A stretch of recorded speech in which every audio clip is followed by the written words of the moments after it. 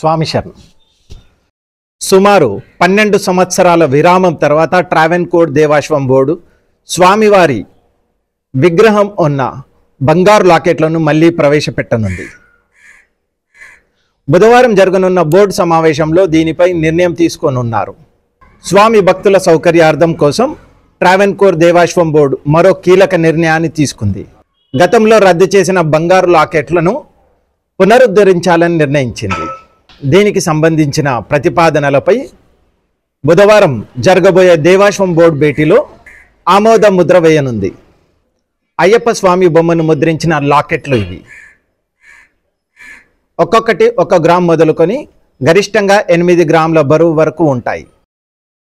ప్రస్తుతం జరుగుతున్న మండల మరియు మకర విలక్కు సీజన్లో లాకెట్లను పంపిణీ ప్రారంభించాలనేది ప్రణాళిక. ఈ ప్రక్రియకు 20 రోజుల సమయం పట్టే అవకాశం ఉన్నప్పటికీ మకర విలక్కు రోజుకు 2 వారాల ముందు లాకెట్లను పంపిణీ చేయాలనేది దేవాశ్వం బోర్డు లక్ష్యంగా పెట్టుకుంది. గురువాయూర్ టెంపుల్ జారీ చేసిన లాకెట్ స్ఫూర్తితో 1980 దశకంలో శబరిమలలో బంగారు, వెండి లాకెట్లను తొలిసారిగా ప్రవేశపెట్టారు.